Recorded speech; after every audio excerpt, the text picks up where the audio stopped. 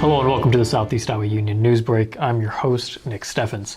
Getting into the top stories, Washington County Attorney John Gish has called for reforms to lengthen actual prison sentences for convicted criminals in light of recently announced terms for two people convicted in Washington County, one of which is Shad Knoll. In April, Knoll of Brighton was convicted of 2 counts of delivering methamphetamine and was placed on probation.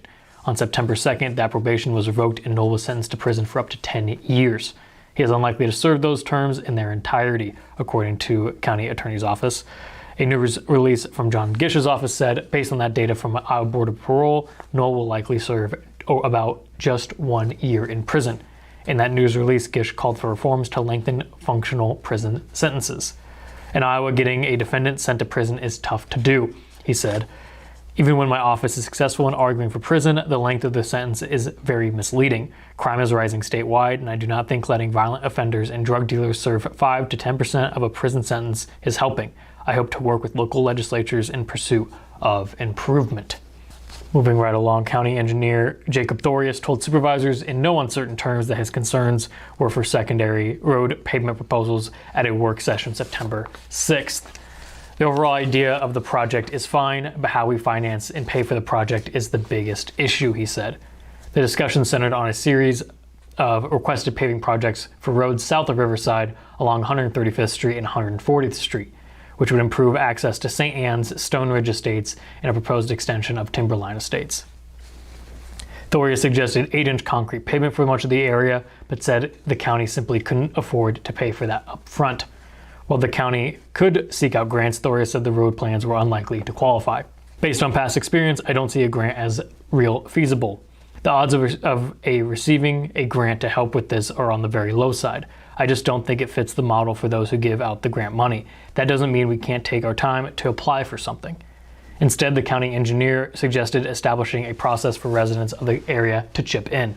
He said the county could create secondary road assessment districts composed of landowners along the roads they hope to pave.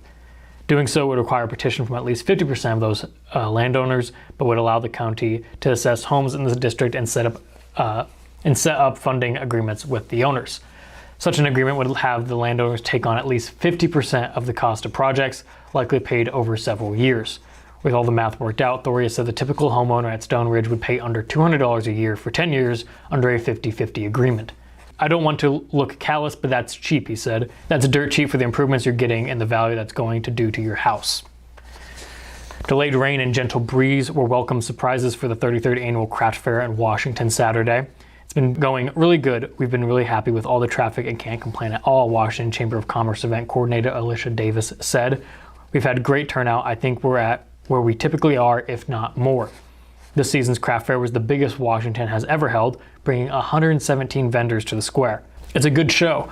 Anything that's got over 100 vendors and has been going for 33 years, people can come and buy, she said. I think it's meeting expectations. A crowd turned out to Casey Hall in Washington Sunday afternoon for a meal, activities, and an auction that made up the St. James Fall Fest, the church's biggest fundraiser of the year for its private school. Katie Vitito said the church had served 500 to 600 meals for the event, raising a sizable portion of its $65,000 goal before bidding began for the auction. Among the most popular and unusual item were truckloads of firewood, a long-standing tradition of the church's annual auction. School officials said fundraising totals for the day were not yet available as of this morning. As a religious group spent the daytime hours of September 6th through 8th in Washington Square last week, spreading out around the park to read their Bible aloud from cover to cover in what they called a Bible reading marathon. Organizers said the tradition dated back around 7 years after a group reading scripture aloud in the Des Moines Capitol building inspired others in all 99 counties. Participation fluctuated throughout the week, but Washington County Bible Reading Marathon Chair John Hartman said it never dropped to zero during their scheduled hours. The tradition has changed a little since its first iteration. Earlier years were set up outside the Washington County Courthouse, where residents shared one book. Today, the annual fair is held on any public property available, and participants are allowed to bring their own unabridged Bibles.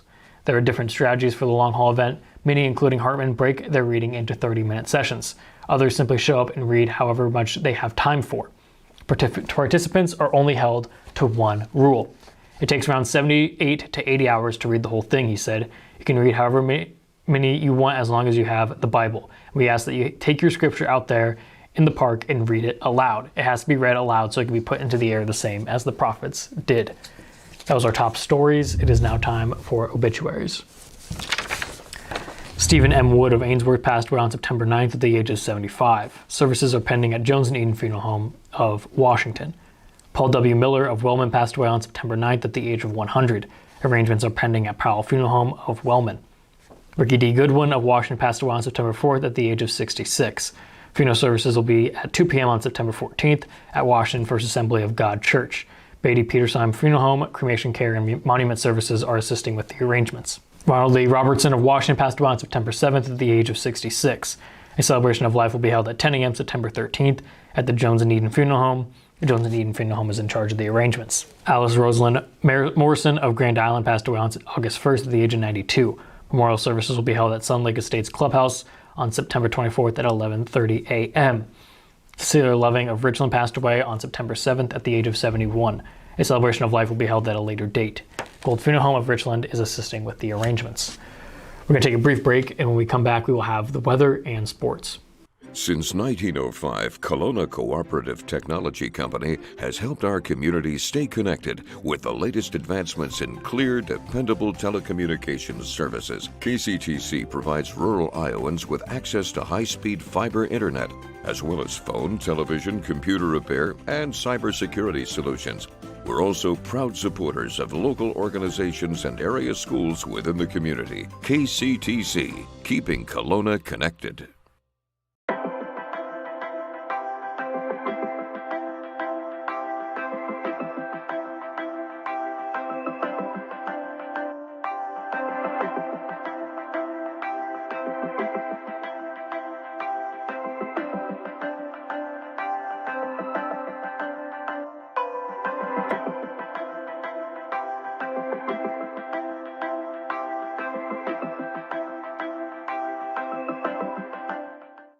Hello and welcome back to the Southeast Iowa Union News Break. I'm your host, Nick Steffens.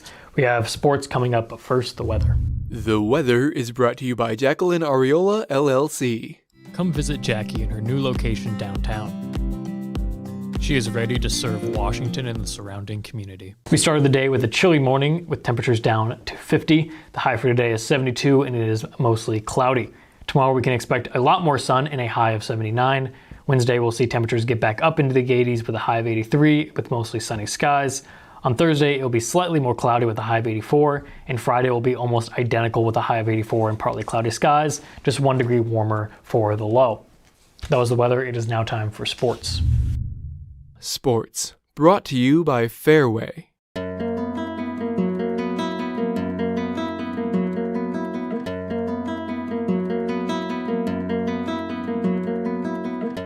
The big plays always seem to go against Washington during the Demon football team's non-conference showdown with Clear Creek Amana on Friday night. 3 key fourth down conversions led to 3 of the Clippers' 4 touchdowns in a 31-6 home loss for the Demons. We got to execute better, said Washington head coach Nick Garrett. We put ourselves in positions to get off the field and we gave up big plays. We can't do that. The first of 3 big conversions for the Clippers came on a fake punt, which extended a drive that ended in a touchdown rush by Clear Creek Amana running back Sam Pettinger. The Clippers led 7-0 after the first quarter. Washington's lone touchdown came in the second. The Demons had their own drive extended on a roughing the passer call, and Washington's running game marched down to the red zone and eventually scored on a short run by Taven Stewart. After Stewart's touchdown, Washington struggled on offense all night long. Stewart ended the game with 37 rushing yards, and Ethan Patterson completed 16 passes for 51 yards. On defense, James Strabala led the Demon defense with 11.5 tackles.